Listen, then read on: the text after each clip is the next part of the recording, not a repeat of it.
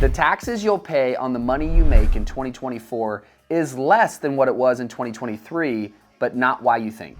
Now, every year that the IRS updates these tax rates is typically because of inflation. So even though your money is going to be taxed less in 2024 when it comes to the tax brackets, it's really just been adjusted for inflation, which, as you know, is hammering the American people.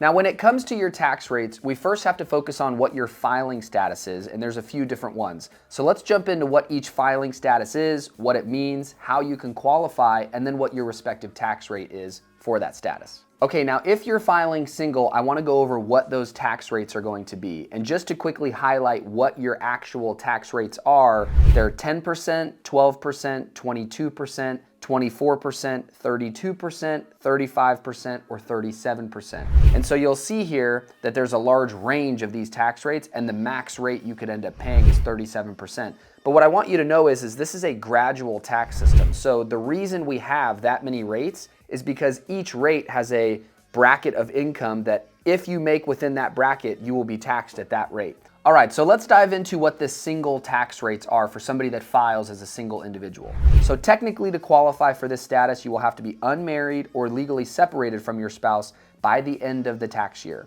I'm gonna spare you guys and not say every single dollar amount, so I'll kind of round the numbers, but we'll pop up right here what these tax rates are. So for example, you'll see that if you make under $11,600, you are taxed at the 10% rate. If you make over $11,000 but under $47,000, you will be taxed at the 12% rate. If you make over $47,000 but under $100,000, you will be taxed at the 22% rate. So you'll see that as you make more money, you will be taxed at higher rates. But the biggest misconception is that if, let's say, you make $200,000, you'll see here that that brings me into the 32% tax bracket. But just because I make $200,000 does not mean that all of my income is subject to 32%. Each portion will be subject to 32, 24, 22, 12, and 10. So just keep that in mind when it comes to your own tax bill, and that's why from a tax strategy standpoint, we want to lower your tax bill to sometimes bring you into the lower tax bracket to help you save that marginal tax rate. Because every dollar that I save in the 35% tax rate, I'm gonna save 35 cents. And so that's usually the goal, is to get down to a lower bracket. And so you'll see here that with the single rates, if you make over $600,000 to $9,000, you will pay 37% on that money over that amount of $609,000. Next is going to be married filing jointly. This is for married couples who combine their income and deductions on one single tax return. So the qualification here, you have to be married by the last day of the tax year, and both spouses agree to file a joint return. Married filing joint, you'll notice here that the bracket buckets get bigger. So it's technically advantageous to file as married if you can, because less of your money is taxed within these brackets. So here's what it looks like. So remember in the first bracket, you had $11,600 got you up to that 10% mark. But you can make up to $23,000 and pay 10% if you're married. And so moving on from that is, if you make $23,000 to $94,000, you're taxed on 12%. If you make $94,000 to $201,000, you're taxed at 22%. And so you'll see again that these brackets get larger as your filing status, depending on the type of filing status that you have. And so back in the single bracket, if you made money over $609,000, you were taxed at 37%, versus the married bracket is $731,000 that you can make before you're taxed at that 37%. Now, the next status that I want to talk about is married filing separately. These are for married couples who choose to file their incomes and exemptions and deductions on separate tax returns, so not together. So the qualification for married filing separate is going to be, you're married, but you choose to file separate for various reasons, such as potentially to reduce your total tax liability.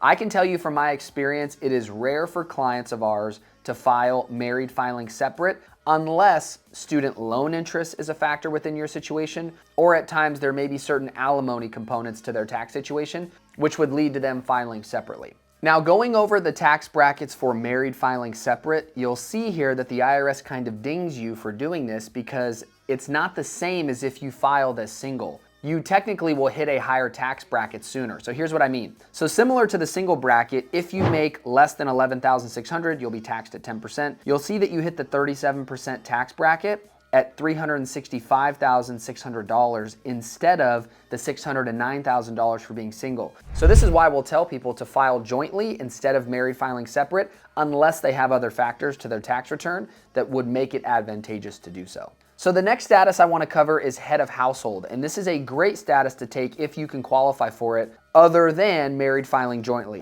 So the head of household is for an unmarried taxpayer who provides more than half of the cost of keeping up a home for themselves and a qualifying person. Now for this status, you have to be unmarried or considered unmarried at the end of the year and have paid more than half of the cost of keeping up the home for the year and have a qualifying child or dependent. So you don't just have to have a child in the home, but you can have a family member that you maybe take care of. Now the tax brackets for head of household are not as good as married filing jointly, but they are better than filing single or married filing separately. The head of household is that $16,000 mark up to that 10%. Then you'll see to get to the end at that 37% mark, you have to make over $609,000 for you to hit that mark. So the head of household is giving people a little bit more breathing room and having less of their income taxed at these higher rates, because you're taking care of somebody and you're running a home. Now the last status I want to talk about is the qualifying widow with a dependent child.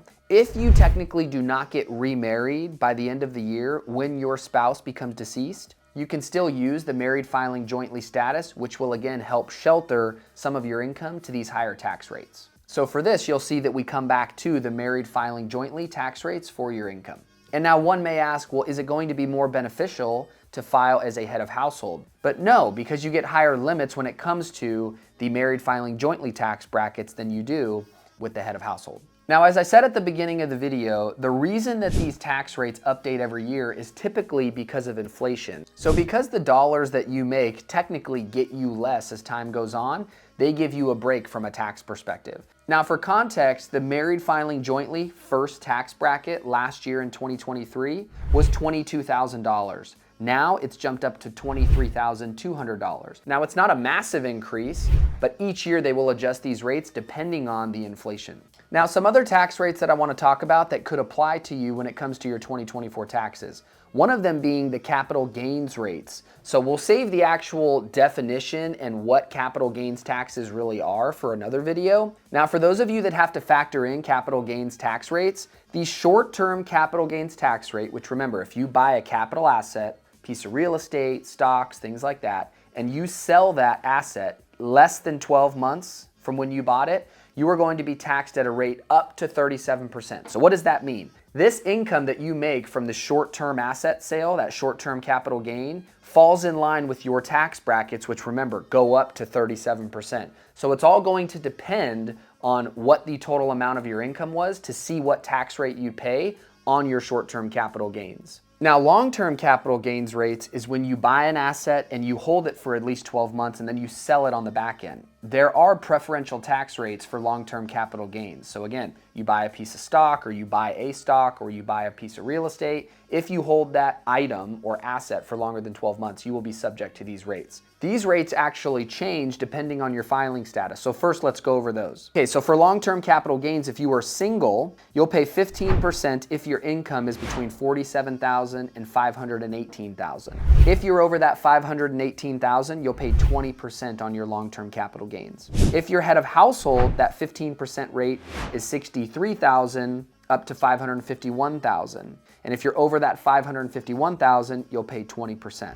If you're married filing jointly, it'll be $94,000 to $583,000 is 15%.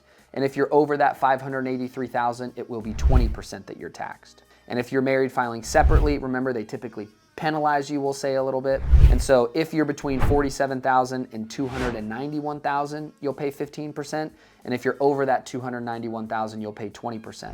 Now you'll notice that it immediately started at 15% for all of these different filing statuses. But the beauty about long-term capital gains is that if your income is under that 15% threshold, so for example, being single was $47,000, head of household, $63,000, married filing jointly, $94,000.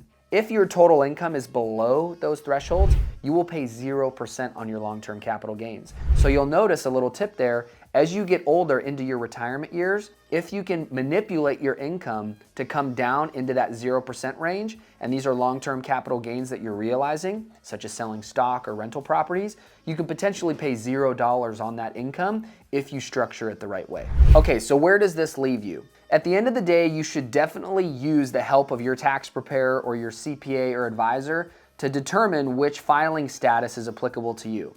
As you can see, they're pretty standard on where you'd fall depending on the qualification, but if you have any questions like if you can qualify for head of household, if you should file married filing joint or married filing separate, these are things that I would recommend that you talk to your tax advisor about. Once you determine what your filing status is, obviously your income will fall within those respective brackets. And remember, these are the rates that apply to 2024, which you will file your tax return for in 2025. So the tax returns that you are about to file, given it's February of 2024 right now, are going to be for 2023. So those are the old brackets. All of the brackets that we just went over are for 2024. And so again, you will see these tax changes on your 2025 tax year when you file those returns. So my key takeaways from this video are, if you have any questions and don't know which filing status you need, rely on your tax preparer to help you. Your CPA, your tax accountant, your advisor, whoever. Because sometimes they can be tricky. Should you file married filing joint? Should you file married filing separate? Do you have a qualifying dependent to file as a head of household? So again, don't try and navigate these things yourself. Rely on a tax professional to help you. Thank you for watching this video, and as always, make sure to like this video and subscribe to the channel for more tax-related content. And if there's any specific tax content that you want to see, we would love to hear it, so please drop a comment in the comment section. Anyways, I'll see you on the next one.